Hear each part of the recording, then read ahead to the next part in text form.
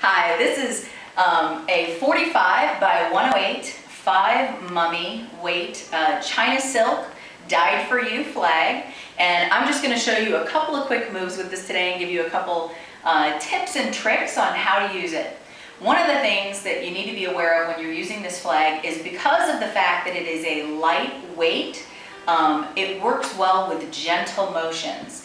And so one of the things that it's fun to do with this flag is just do the waves, where you're just waving it back and forth and you get like a nice waterfall kind of flow coming down.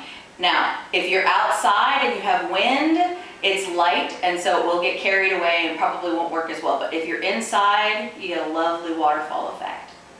One of the other things to remember when you're using a flag this size is to use big arm movements. Because one of the things that most people will try and do when they pick it up for the first time is because they feel a little bit uncomfortable with it, they do smaller arm motions and they go straight. So they'll try and go straight back and forth like this with their arm. And what happens is that then you end up getting the flag stuck on itself, and so then all of a sudden you'll have it looking like this.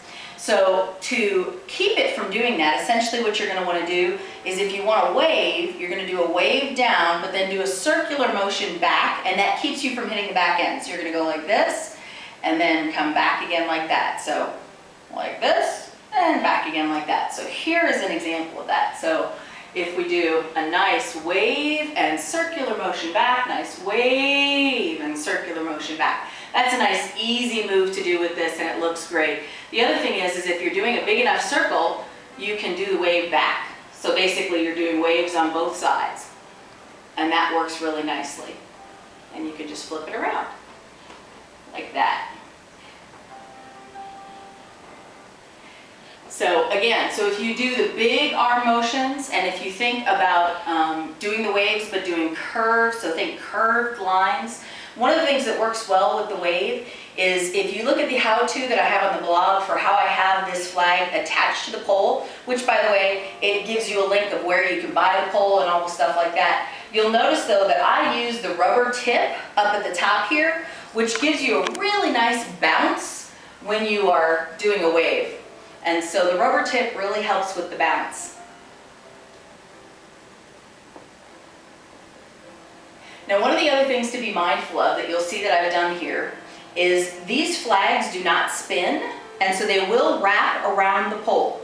Now, one of the things that you can be cautious of with that is that if you're doing circles or a circular pattern, you need to remember to do as many the opposite direction to unwind it.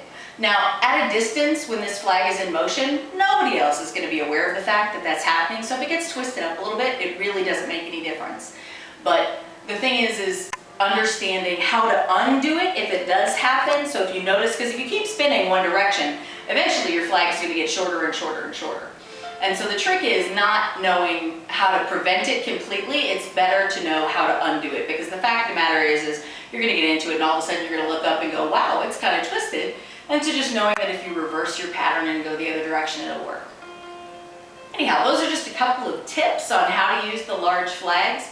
Again, think big arm motions, because you do have 9 feet of fabric here, and so think big arm motions so you don't get it stuck.